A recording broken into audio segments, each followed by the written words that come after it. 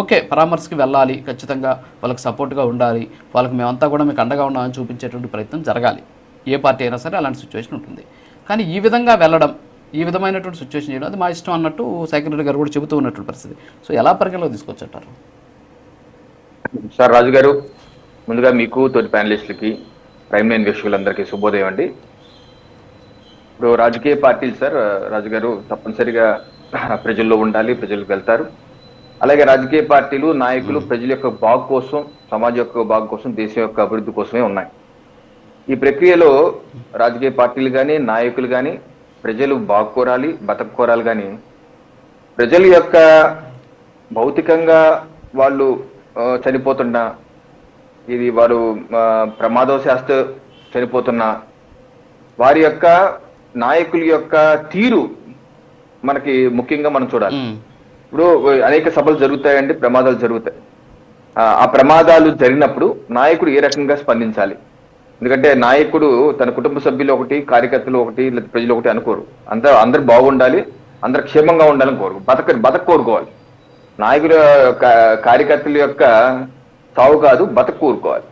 అయితే ఇప్పుడు జగన్మోహన్ రెడ్డి గారి వ్యవహారంకి వస్తుంటే మనం జూన్లోనే మనం చూసాం. ఇది సింగయ్య గారు, సింగయ్య ఏ రకంగా జగన్మోహన్ రెడ్డి గారి కాన్వాయ్ ఆ వెహికల్ కింద ఏ రకంగా చనిపోయారు మనం చూసాం. సింగయ్య గారు జూన్ లో జరిగింది. అదే సమావేశంలో ఇటువంటి జయవర్ధన్ రెడ్డి వాళ్ళ యొక్క యువజన నేత, అతను కూడా ఇలాగా కారు మీద హ్యాంగ్ అవుతూ కనపడ్డాడు. ఆ తర్వాత మళ్ళీ అతను మిగతా జీవుడిగా మారిపోయాడు. ఆ యొక్క ర్యాలీలోనే అంబులెన్స్ చిక్కుకుపోయి అంబులెన్స్ కి చోటు ఇవ్వలేదు. చోటు ఇవ్వకపోతే హాస్పిటల్కి వెళ్తాక లేట్ అయ్యి మధు అన్న కుర్రోడు, 24 ఏళ్ల కుర్రోడు, 24 years మాత్రమే. ఈ మధు అన్న కుర్రోడు చనిపోయాడు. సమయానికి ఇల్లుంటే బతుకుండేవాడు. ఇలా ముగ్గురు చనిపోయారు.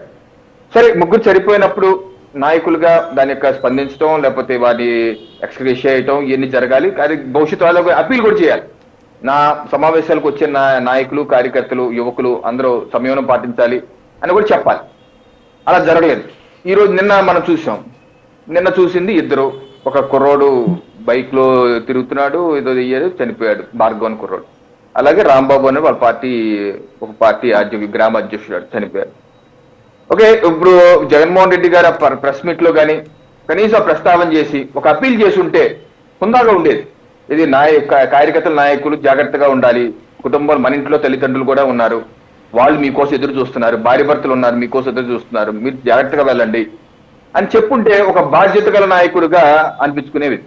ఈరోజు ఆయన Twitter handle, YCP official Twitter హ్యాండిల్లో చూశాను. ట్విట్టర్ హ్యాండిల్లో రాంబాబు గారి గురించి రాశారు, భార్గవ్ గారి గురించి మరి రాయలేదు. మరి ఏంటో మరి నాకు తెలియదు, మరి ఎక్కడ ప్రస్తావన కూడా చేయలేదు. ఎందుకో మరి నాకైతే తెలియదు.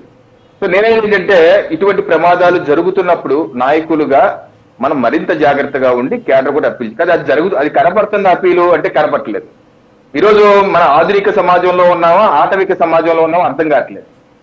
గాయాలు చేసుకుని రక్తాలు తిలకటం ఇవ్వటం ఏంటంటే ఇది ఆధునిక సమాజమా, ఆటవిక సమాజమా? మన భారత శిక్షాస్మృతి BNS భారతీయ న్యాయ సంహిత దానికి ఎలవ్ చేస్తారా? సెక్షన్ 115 ఉంది, 115. ఇది కావాలని గాయాలు చేసుకొని రక్తాన్ని ఇచ్చేస్తే శిక్ష అర్హులు. మరి అటువంటి ఆ యువకుల మీద అటువంటి సెక్షన్ ఎందుకు పెట్టట్లేదు? బైక్ ఇష్టం వచ్చినట్టు నడిపి రెక్లెస్ గా నడిపితే BNS సెక్షన్ 281 ఉంది.